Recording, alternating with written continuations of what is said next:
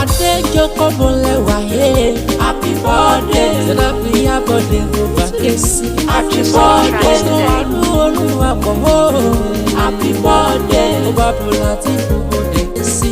Happy birthday. It's your birthday today. Happy birthday.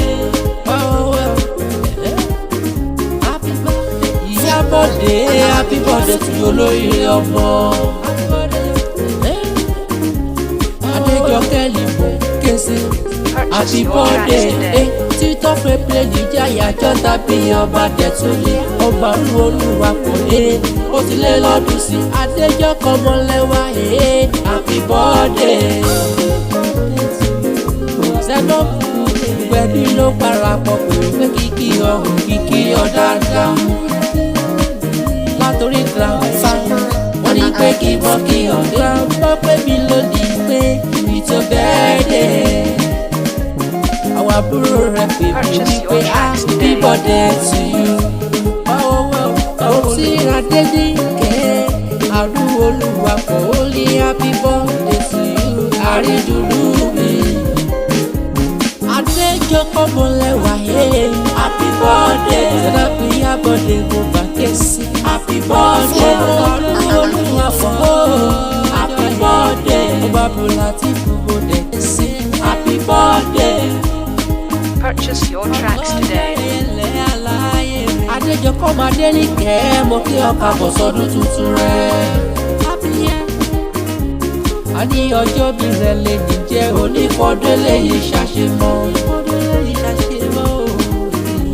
Bàbá Àánú Olúwa pọ̀ olóńgbòrè òwú ó tún wù yọgàn gidi ni. Bàbá she proud of you torí pé àrídùnlọ́mọgàn ìwọ ni. She's proud of you everywhere. Ó tún wá ní iléèwé tó wà ìdọ́jọ́ ní láti ṣàṣeyege ti dọ̀gá lẹ́nu iṣẹ́ onídèrò ẹ̀yìn láéláé. Sẹ́dọ̀ ilé aláyọ̀ kọ ṣàṣà nílé òkè ṣọ́ba lè rárá.